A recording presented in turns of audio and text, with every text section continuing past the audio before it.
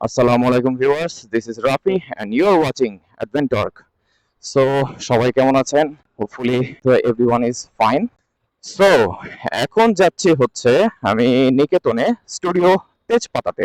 আর ওখানে হচ্ছে আমার ফ্রেন্ড হৃদয় ওর ইরোজ ব্যান্ডের আজকে হচ্ছে মিউজিক ভিডিও শুটিং। সো আমরা আজকে যাবো শুটিংটা দেখতে। আপনারা সবাই অবশ্যই ওর চ্যানেল যেটা ইরোজ সাবস্ক্রাইব করবেন। এইটা কি করলা? লুকিং গ্লাস গুলো ঠিক করো, এইভাবে করে চালাইলে হবে না। এনিওয়েজ, সো যে কথা বলতেছিলাম, আমি ইরোজ ব্যান্ডের ইউটিউব চ্যানেল এবং হচ্ছে ওদের ফেসবুক পেজের লিংকটা আমি ডেসক্রিপশন বক্সে দিয়ে দিব। আর সবাইকে আমি অনুরোধ করব আপনারা সাবস্ক্রাইব করবেন এবং ওদের পেজে লাইক দিবেন। ওদের গানগুলো কম্পোজিশনগুলো আসলেই সুন্দর। আমার ফ্রেন্ড বলে বলতেছি না, আই থিঙ্ক আপনারা ওদের কম্পোজিশন গুলো শুনলে আপনাদেরও ভালো লাগবে। আমি একটা টাইম লং টাইম ওদের সাথে ছিলাম, ওদের সাথে স্পেশালি হৃদয়ের সাথে ছিলাম মিউজিকের। আসলে মানে প্রফেশনালি কিছুই করি নাই, টুকটাক গান বাজনা এগুলোর মধ্যে আশেপাশে ছিলাম। সো সত্যি বলতে আমার ব্যান্ড মিউজিক খুব ভালো লাগে, বাট বাংলাদেশের ব্যান্ড মিউজিক এখন আর আগের মতো নেই। আগের ব্যান্ড মিউজিক গুলো খুব জোস ছিল। আমাদের সময় যেসব ব্যান্ড গুলো ছিল, ব্যান্ড গুলো আসলেই মানে অ্যামেজিং অ্যামেজিং। ট্রাস্ট মি, আমি কিছু ব্যান্ডের নামও বলতে পারবো যাদের মানে মিউজিক কম্পোজিশন এখন পর্যন্ত বাংলাদেশ কেন ওয়ার্ল্ড ওয়াইড অন্য কোথাও এরকম হয়নি। It's totally different, it's totally unique. Like সেই দিক থেকে বলবো Eros is one of them. আর যে ব্যান্ডগুলোর কথা বলছিলাম, অ্যাপার্ট ফ্রম ইরোস আরো কিছু ব্যান্ড আছে, যেমন আইকনস। আমার মোস্ট ফেভারিট একটা ব্যান্ড ছিল আইকনস। আইকনসের গান আমি তখন আমি মনে হয় সম্ভবত ক্লাস 7-8-এ পড়তাম, তখন থেকে আমি আইকনস ব্যান্ডের গানগুলো শুনি। তো সত্যি বলতে এখন আর সেরকম গানগুলো নাই। Wow, it's a Mrs. এটাও আমার স্কুল লাইফের একটা খুব ফেভারিট কার ছিল এমআরএস। আমার একটা ছোট খেলনা ছিল এমআরএস এর।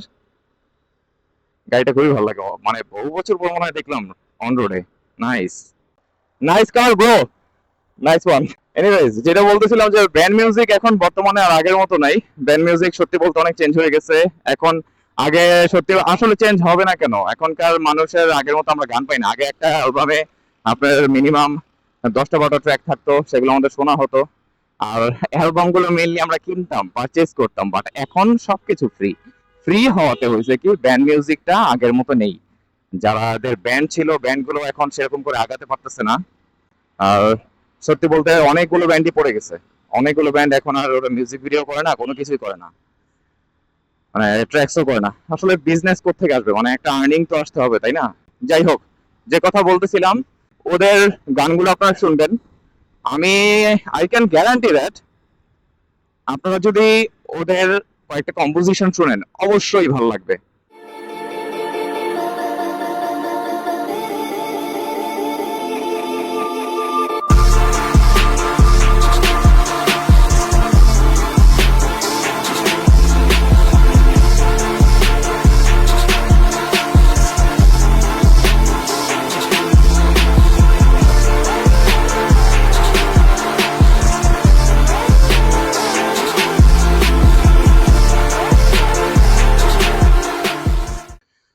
সো একটা বিষয় আপনাদের সাথে আসলে শেয়ার করা খুবই প্রয়োজন, সেটা হচ্ছে যে গতকাল একটা নিউজ দেখলাম ফেসবুকে।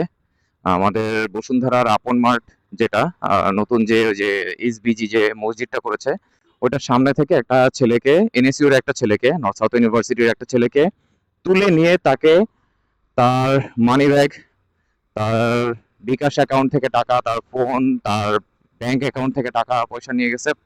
টাকা পয়সা তো নিচ্ছে ভাই, ভালো কথা, ভাই মারধর করছে, খুব বাজেভাবে মারধর করছে। এই যে দেখেন ছেলেগুলো কোত্থেকে ঢুকছে, কিভাবে ঢুকছে, নো ওয়ান নোস। ছেলেগুলো কারা তাও জানে না। এখন বিষয়টা হচ্ছে ভাই যে এগুলো তো ট্রেস করতে হবে, তাই না? You have to trace them.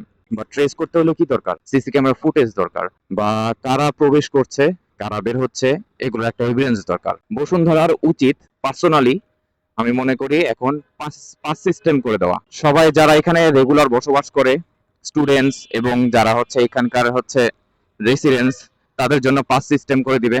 এবং হচ্ছে যারা রেগুলার যাতায়াত করে তাদের জন্য পাস সিস্টেম করে দিবে। কারণ এটা রেসিডেন্সিয়াল এরিয়া ভাই, রেসিডেন্সিয়াল এরিয়াতে ঢোকা মানে চলাফেরা যদি করে, যদি আমি সিকিউরিটি না পাই, আমি যদি নিরাপদ ফিল না করি, তাইলে ওটা কিসের রেসিডেন্সিয়াল এরিয়া হইলো ভাই? আর সবচেয়ে মেইন দরকার হচ্ছে বসুন্ধরার বিভিন্ন জায়গায় জায়গায় ভালো মতো সিসি ক্যামেরা সেট আপ করা এবং এগুলো প্রপার মনিটরিং করা। রিসেন্টলি দেখতেছি বসুন্ধরার ভিতরে কিছু ছেলে পেলে খুবই উগ্রভাবে গাড়ি চালায়।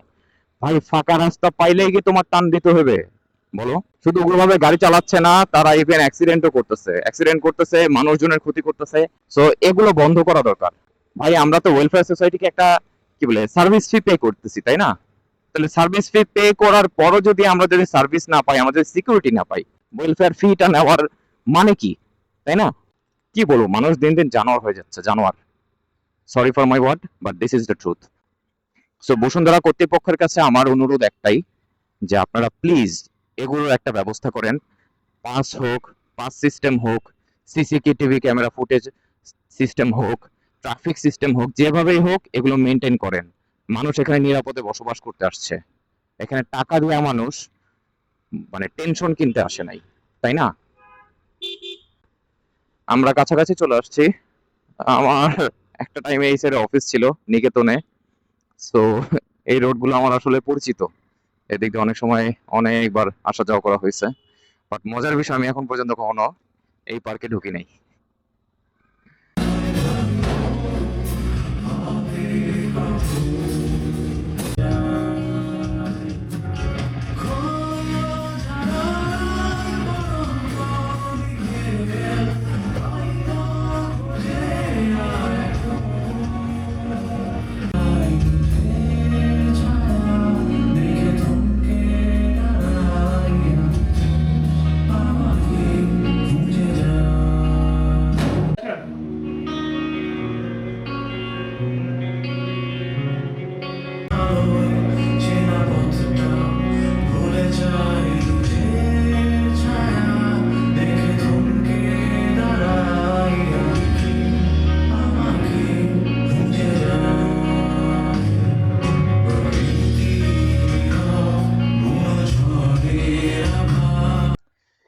সো গাইজ, দিস ওয়াজ ইট। আপনারা কিছু শুটিং এর ক্লিপ দেখতে পেয়েছেন এবং হচ্ছে প্লাস হচ্ছে গানেরও কিছু ক্লিপস দেখেছেন।